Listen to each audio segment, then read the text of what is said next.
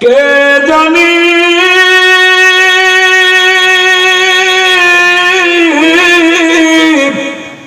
কোন আশা লইয়া আজকের এই মোনাজাতে হাত উঠাইল আল্লাহ। সকলের নেক আশাগুলি পূরণ করি দাও। আমাদের জন্ম দুঃখিনী মা বাবা যাদের দুনিয়াতে নাই,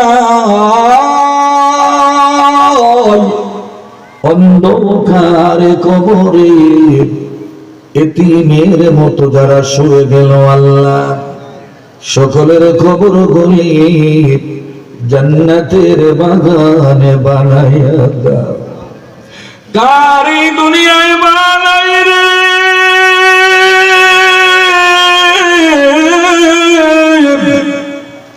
কার বাবা দুনিয়াতে নাই,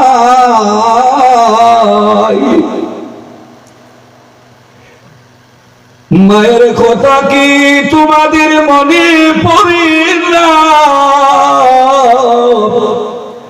বাবার কথা কি তোমাদের স্মরণে আসে না? যেই মা বাবা ভালো ভালো খানাগুলি নিজেরা না খাইয়া তোমারে আমারে খাওয়ানোর ব্যবস্থা করেছি, যেই মা বাবা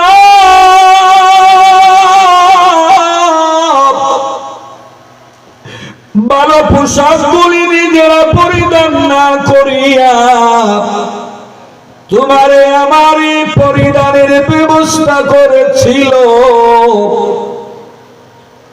যেই বাবা কষ্ট করে জমি জমাগুলি কিনে দিয়ে গেল, এই বাবার জমি চাষবাস করেই তো তুমি চলো।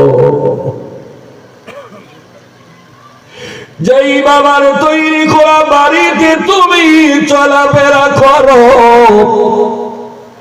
এই বাবার তৈরি করা ঘরেই তো তুমি ঘুমাও।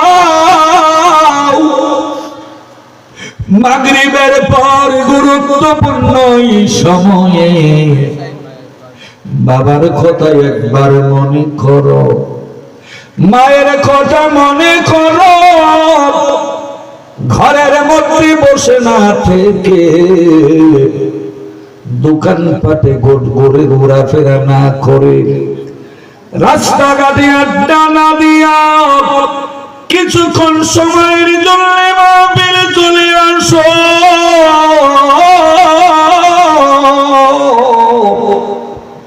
একটা চোখের বাড়ি ফালাইয়া আল্লাহ রে আল্লাহ বলে ডাক দিয়া আল্লাহর দরবারে যদি কাঁদতে পারো বারে আমার আল্লাহ আমরা রে খালি ফিরাইয়া দিবে না।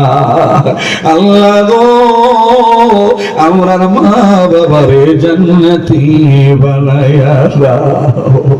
আব্বা আমার খবরে জাহান্নামের আযাব দিও না। আব্বা আমার খবর জান্নাতের বাগানে বানাইয়া দাও। এই বড় রসিয়া গ্রামের মাটির নিচে অন্ধকার খবরে এতিমের মতো যারা শুয়ে গেল আল্লাহ, সকলের খবর গুলিকে জান্নাতের বাগানে বানাইয়া দাও। এই এলাকার মাটির নিচে জাহান্নামের আযাব দিও না আল্লাহ। এই মাহফিল কবুল করো, মঞ্জুর করে নাও। বুদ্ধি পরামর্শ টাকা পয়সা দিয়া মাহফিল যারা সাজাইলো সকলের সব কিছু কবুল করে নাও।